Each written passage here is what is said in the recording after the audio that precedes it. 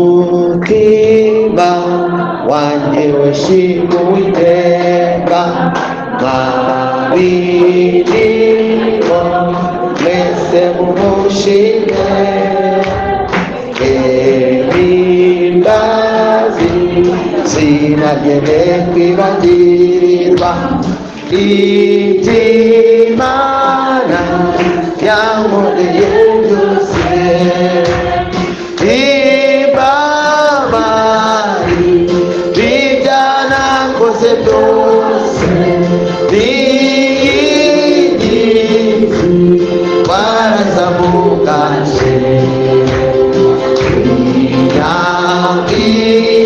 imbabazi zayo nikamba, ikamazi byiza bidashira, babarira ibaba byanakoze byose, n'iy'ingizi twarazamugaje,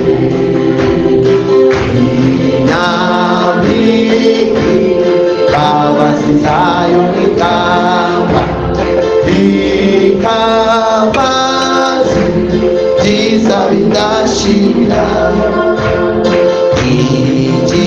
igikori cyo gukiranuka gusa, ntabarenga ntikabarengera,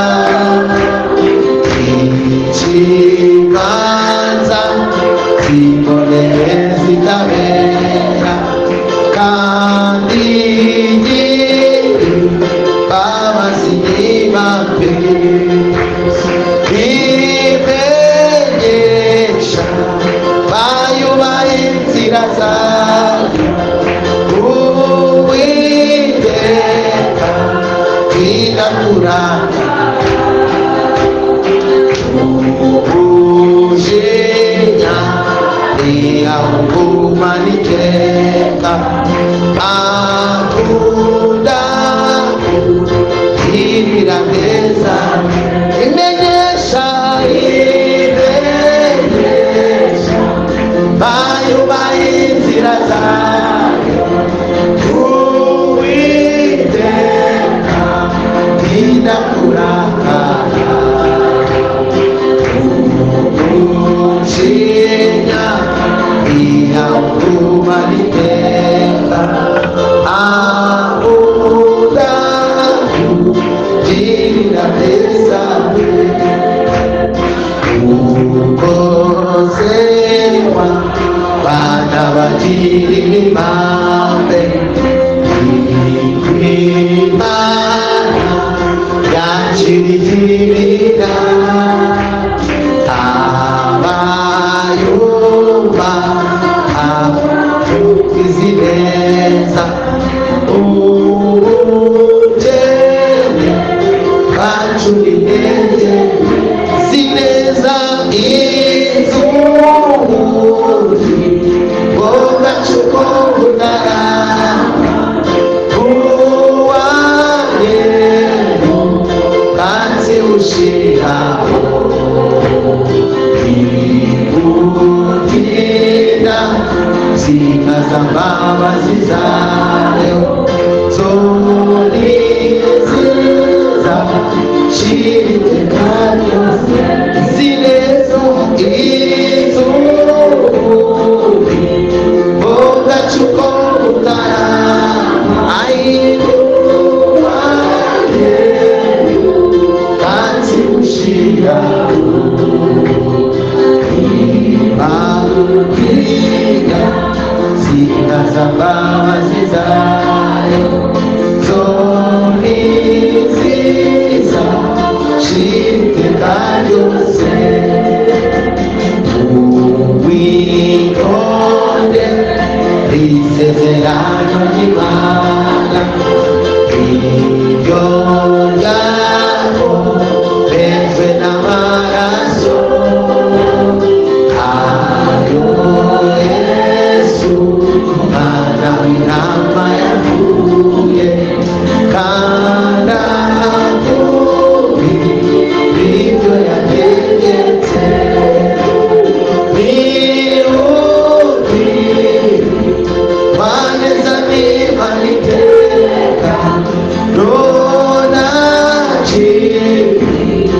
isi no mu ijuru imariza imbabazi zayo n'umurava gukiranuka niwe rero niwuki waneza n'imanite noneho ntakiri n'isi no mu ijuru imariza kereka imbabazi zayo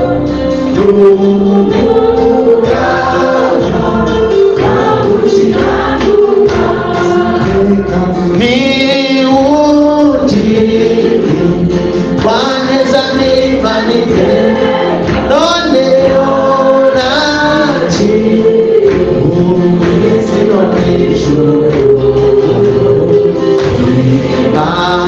imariza kereka imbabazi zayo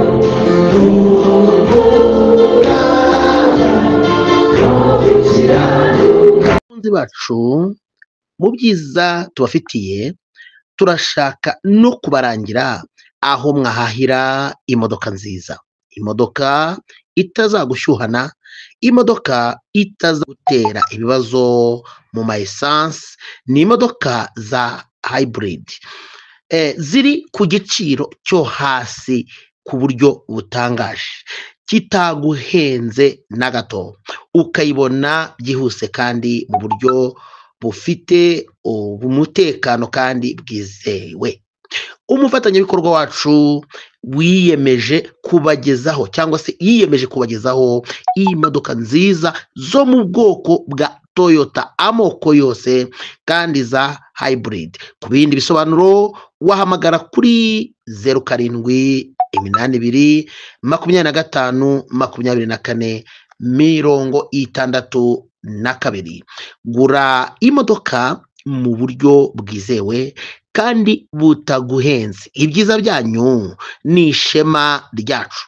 Si ibyo gusa ahubwo afite n'ibikoresho byiza byo kwifashisha by'amashuka meza cyane y'amavaburayi ya yandi wari warabuze warukeneye.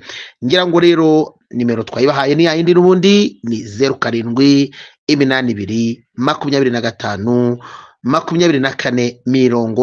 0782252462. Kubana natwe nukugubwa neza, haha uronke maze ugubwe neza. Imana ibamugisha. Urwandiko rwa kabiri Pawulo yandikiye abikorinto ibice 6 umurongo w'8. Ijambo ry'Imana riravuze ngo mu cyubahiro no mu buhemu, mu mugayo no mu ishimwe dutekerezwa ko turi abashukanyi ariko turabukuri, dutekerezwa ko turi abatamenyekana nyamara turi birangirire, dusa n'abagiye gupfa ariko dore turi bazima, dusa n'abahanwa ariko ntitwicwa, dusa n'abababara ariko twishima iteka, dusa n'abakene nyamara dutungisha benshi, dusa n'abatagira icyo bafite nyamara dufite byose. Mwakire neza ijambo ry'Imana. Iri jambo rifite insanganyamatsiko ivuga ngo ibyacu bigiye kwisobanura, ibintu byacu bigiye kwisobanura. Yesu nashimwe. Ahangaha aya magambo avuga imibabaro iboneka mu kubaho kw'intumwa cyangwa se kw'abantu b'Imana. Aya magambo ubwayo asobanura imibabaro abantu b'Imana bahura nayo mu rugendo. Aya magambo kandi yanditswe n'intumwa Pawulo. Pawulo ntabwo ari urwandiko rwonyine yanditse, ko yanditse inzandiko 14. Muri Bibiliya harimo inzandiko 14 zanditswe na Pawulo. Pawulo uyu nguyu yavukiye ahantu bita Itaruso wari umurwa mukuru, ubu ngubu ni mu majyepfo ya Turukiya. Yesu ashimwe. Pawulo uyu nguyu kandi yagiraga ubwenegihugu butatu. Yari umuyuda, ariko mu by'ukuri we yavukiye i Roma, kubera ko ababyeyi be bari abayuda, nawe avukira i Roma ko papa we yakoreraga abaroma. Hanyuma yagiraga n'ubwenegihugu bw'Ubugiriki. Yari yarize, yagiraga diplome zo mu rwego rwa kaminuza 3. Yari umuhanga cyane. Pawulo yigiye ku birenge by'umufarisayo wari uzwi cyane witwaga Gamaliyeli, kandi yabatijwe n'umugabo witwa Ananiya. Pawulo bisobanura umuntu mutoya wiyoroshya cyane. Icyo bivuga, ijambo Pawulo bisobanura umuntu muto kandi wiyoroshya cyane. Uyu Pawulo ataritwa Pawulo, yahoze yitwa Sawuli. Sawuli uyu nguyu yahigaga ubwoko bw'Imana. Yigeze afata urugendo, ari naho yahuriye n'amaboko y'Imana.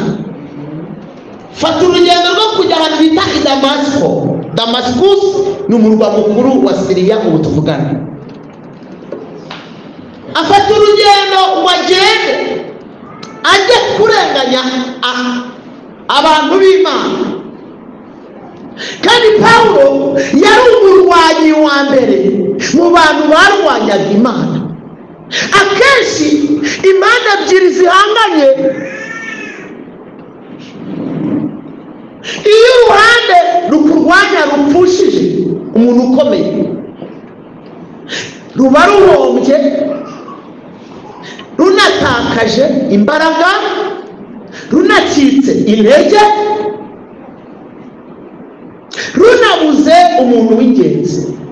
Hanyuma urwarwanywaga rukaba rwungutse intsinzi kabiri, ruhawe icyizere ku rugamba ruri kurwana ruzarutsinda.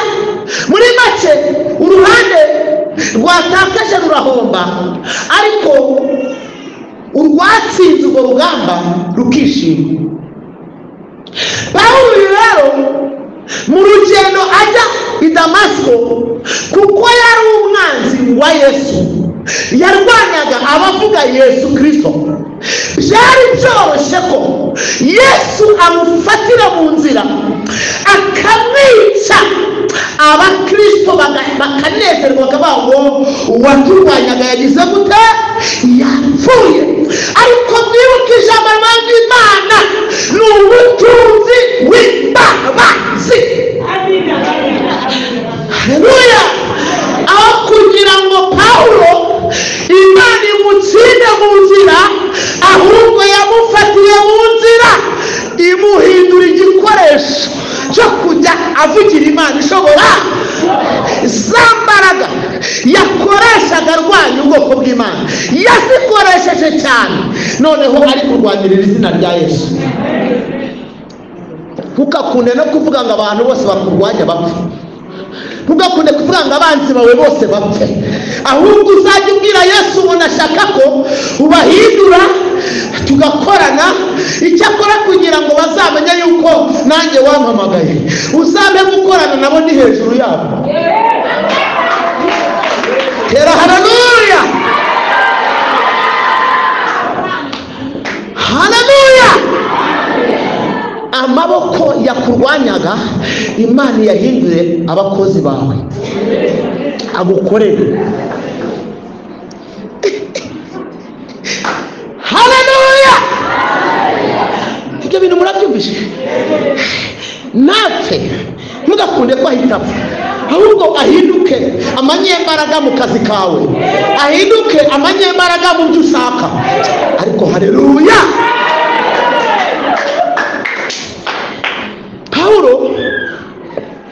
ahinduka umukozi mwiza wo gukorera ubwami. Amaze guhinduka umukozi mwiza ukorera ubwami, atangira kurwana intambara. Abayuda yakoranaga nabo bati turahombye, tubuze umuntu kandi agiye mu ruhande rw'ababisha, turabigira dute ngo bashaka kumwica Yesu Kristo kuko yagiye mu ruhande rwe. Data we, ngo mwuzuze imbaraga. Abahanga bavuga ko ibintu Yesu yari ashigaje gukora ngo yabinyujije muri Pawulo. Pawulo ahinduka umunyembaraga. Ni ijambo rivuze ngo Imana yo kabyara, Imana igira neza, ikora ikintu cyatuma ibyo ukora bihabwa agaciro, kandi uwari ugushatse asanga Kristo yakwambitse imbaraga. Amaboko Yesu aguhaye atume ntawe ukubasha, atume ntawe ugushobora. Mu nzandiko 14 yandika urwandiko rwa kabiri, yandikamo inkingi 7 zingahe z'ubutsinzi bw'abanyamasengesho cyangwa bw'abasenga. Inkingi 7 z'abasenga. Inkingi ya mbere arandika, aravuga ngo haleluya haleluya.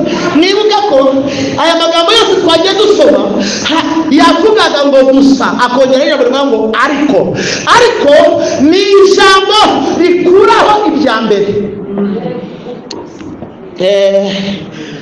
N'umuntu nakubwira ati wabibonye ute, ati byari byiza, ariko ujye uhita umenya ko ibyo agiye kuvuga ari ibikurikira, ariko ni ryo jambo nyaryo. Naho ariko nta kintu maze, nako ayabanjije mbere yariko ntacyo amaze. Uri mwiza ariko ufite inkovu, uri mwiza ariko ugira amahane. Ubwo rero urumva kuba uri mwiza ntacyo bimaze, kuko ikibazo ni iki? Ni amahane. Usa neza ariko uri kagufi. Ubwo nyine wari mwiza ariko ubugufiya nicyo kibazo. Ubwiza bwo nta kintu nyine bikivuze. Data we, ndabigira ntera. Hanyuma aya magambo atangira inkingi ya mbere. Inkingi ya mbere aravuga ngo dutekereza ko turi abashukanyi ariko turabukuri. Kubera iki? Abantu benshi iyo bareba tubwira abantu ubutumwa baravuga ngo nimurebe barokore b'abatubuzi, imitwe y'abarokore. Dutekerezwa ko turi abashukanyi ariko turabukuri, ko tuvuga ubutumwa, tuvuga ijambo rikiza, tuvuga Yesu wapfuye akabambwa akazuka. Haleluya, unyumvishe natere haleluya. Jambo rya kabiri aravuga ngo iyo ni inkingi ya kabiri, aravuga dutekereza ko turi abatamenyekana ariko turi ibirangirire. Haleluya, nagira ngo mutangarize ko muri Yesu uri ikirangirire, uri umunyembaraga, uri intwari, uri ikirangirire, kuko Yesu wamenye ni ikirangirire. Isi yose iramuzi, ntabwo ari ngombwa kwiyamamaza. Yesu wamenye azakwamamaza, si ngombwa kwivuga. Yesu wamenye azakuvuga, si ngombwa kwitaka. Yesu wamenye azagutaka, si ngombwa kwisiga. Yesu wamenye azagusiga. Uko yavuze yaravuze ngo umuririmbyi. Abantu nka batatu batire haleluya. Muri ibyo yaravuze ngo arantangaza. Yesu arantangaza, akura umuntu muri puberi akamuhindura, akamukarabya, akamusiga, akanamwambika. Yesu arantangaza. Haleluya. Kubera Yesu turi birangirire, kubera Yesu turi birangirire. Inkingi ya gatatu haravuga ngo dusa n'abagiye gupfa ariko dore turi bazima. Uwakureba yabona ugiye gupfa ariko imbaraga zikurwanira ntabwo zigaragara. Imana yacu idutabaza ibintu bitagaragara, ni imbaraga zitagaragara ariko zigakora ibigaragara. Ni amaboko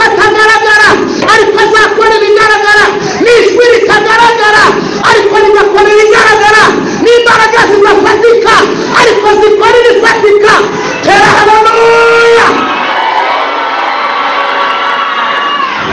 N'amaso atagaragara ariko atureberayo. Vuga ngo atureberayo. Ongera utatureberayo. Aturebera aho biri gukorerwa, akaturebera aho bitegurirwa, akareba babukoroga, akareba babitegura, akabitesha agaciro.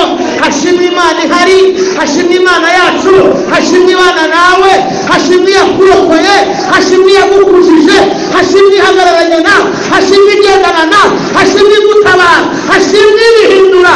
Ongera ufashe niba ubyumvise.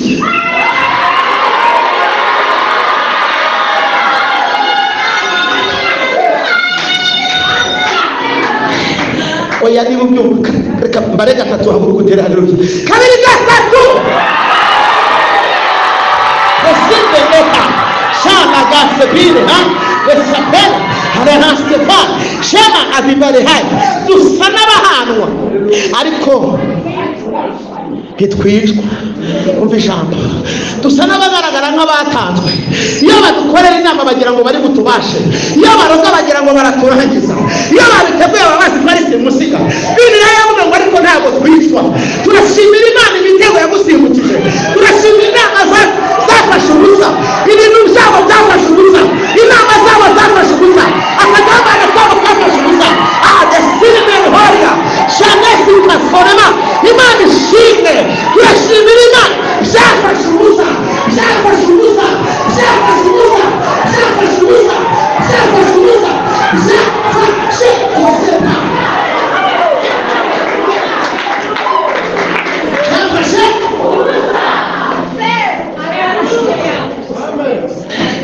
Umuntu ufite ibintu byateguwe akaba abizi rimwe kabiri ariko bigafata ubusa, niyongera avuga ngo Mana amaboko yawe narayabona. Byafashe ubusa, byafashe ubusa. N'ibya gatanu ya kane, iyo ni iya kane. N'ibya gatanu dusa n'abababara ariko twishima iteka. Umunezero wawe ntabwo uva mu bantu. Imana ikuremera ibyishimo. Imana iturebera aho, Imana iturebera aho tutareba, aho Imana iturebera aho tutareba. Imana iturebera aho, Imana iturebera aho tutareba.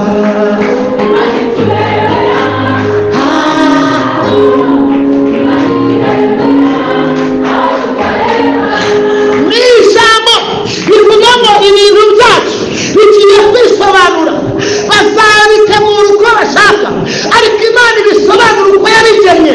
Bazabihagarara nk'uko babyumva ariko Imana ibikora nk'uko bigomba. Kuko Imana ishobora bingahe byose. Yobu yaravuga ngo ziyumva ushobora byose kandi nta kibasha kuyoboye imigambi yawe.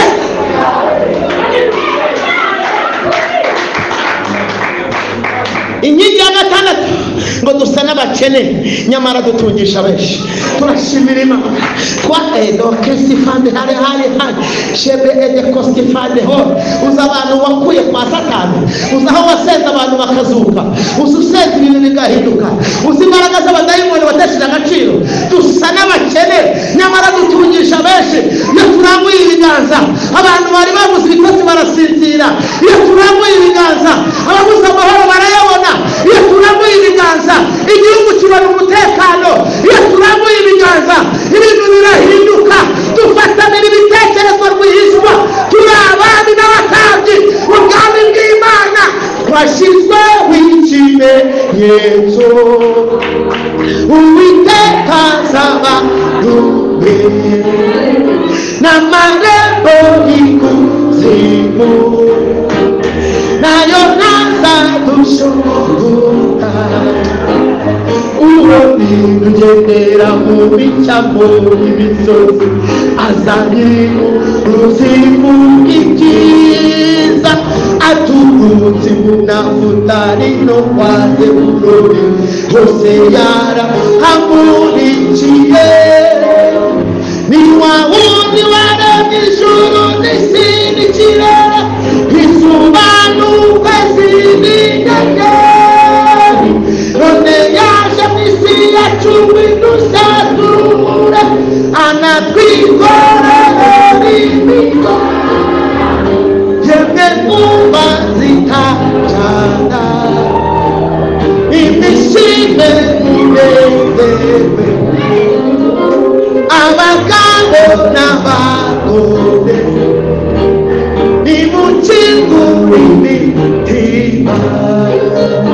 yemwe mwumva zitanjana nimwishime munezerwe Uwiteka aratwigunze atuma zuba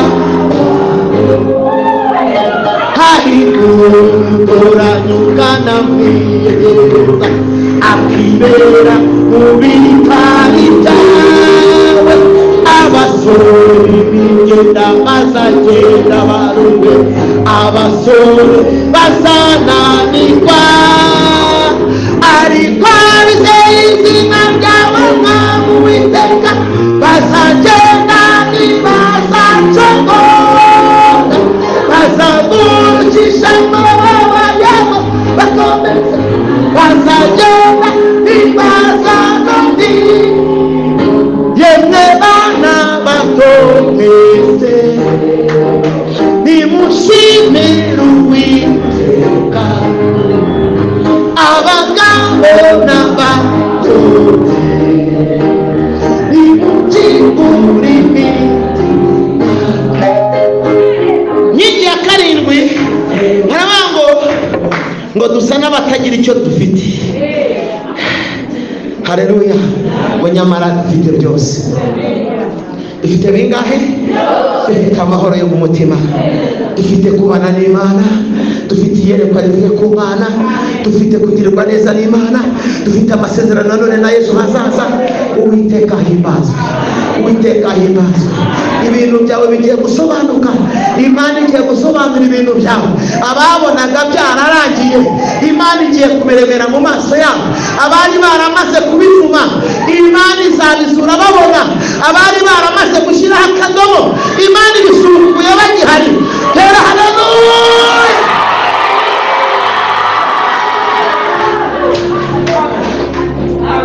Unyemere dusenge Imana. Yesu ashimwe, Yesu ashimwe.